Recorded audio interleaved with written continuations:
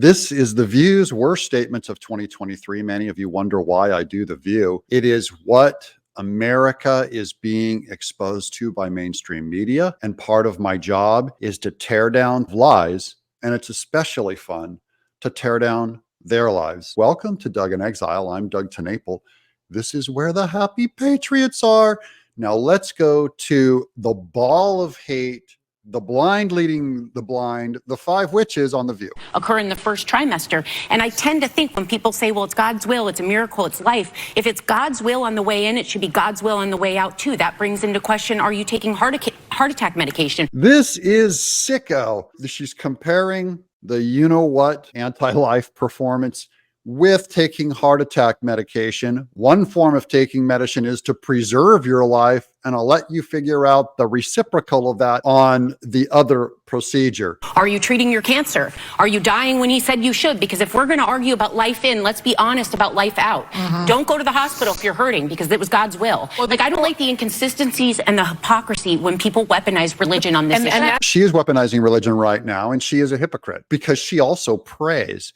And just because you go to a doctor doesn't mean you don't pray. Pray is to appeal to God, to do the kinds of things that a doctor can't. You go to the ultimate creator of the universe. He doesn't always answer. I don't get my way, but I practice the discipline of praying. And then you go to the doctor because you want to do everything you can to solve something. Because I could sit in bed all day and just pray to God and say, God, go to work for me and bring in money for me and then heal everything for me. But I don't want to actually do and perform anything. I don't want to spend any calories. That's ridiculous. This is how The View reduces people of faith's prayer life. But I didn't have anything to do with it. I didn't own slaves. No, but you continue to reap the benefits of it. Here comes, I'm reaping the benefits of someone way off owning a slave. My relatives weren't even here. Okay, so I came over on a boat since then from some Dutch weirdo. I don't know. They carved wooden shoes. They had windmills. People who are intolerant of other people's cultures and the Dutch. And yet they know that somehow I'm benefiting from this casing that I walk around in, from the mortal coil. Like, it doesn't matter that I have a big mouth. It doesn't matter that I work hard. It doesn't matter. My education level doesn't matter. Doesn't matter that both my parents raised me. It's just this. It's just that speckly, freckled old man skin coloring is all I needed. We're telling you this history. It's our American history because you need to know so we don't repeat it. And here you come, DeSantis, trying to repeat. Shut up. DeSantis isn't trying to repeat it. You terrestrial manatee, go back in the water. This is the hysteria of intersectional politics, of race baiting. All these stories come to us from our families. You don't call our families liars. They know what happened because their grandma told them. You, sir, I can't even say the word. You're a disgrace. She's a truth teller. And your grandma passed down stories. Mine did too. She passed down the story of, Doug, don't get girls pregnant. Doug, get married. Doug, go to college and work hard, work on your studies.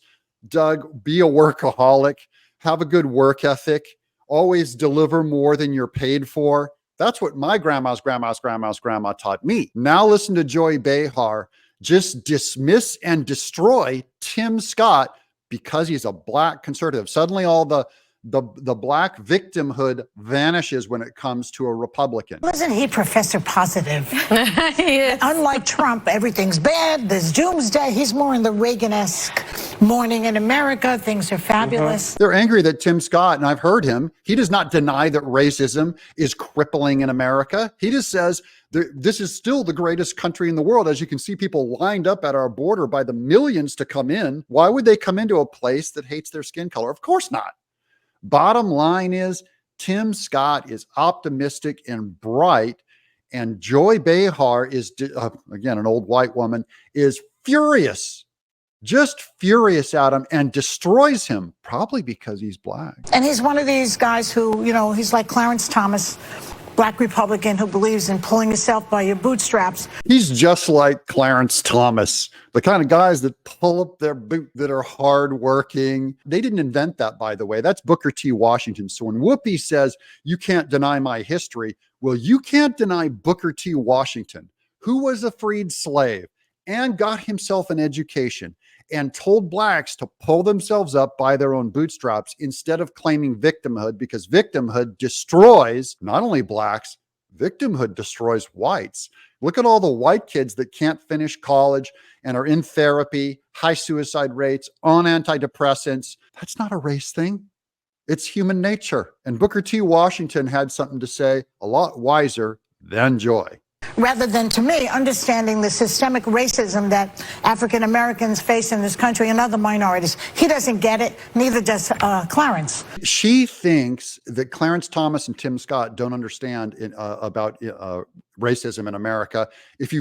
I've read Clarence Thomas's biography, My Grandfather's Son. He talks a lot about it, that he was tons of victims of racism.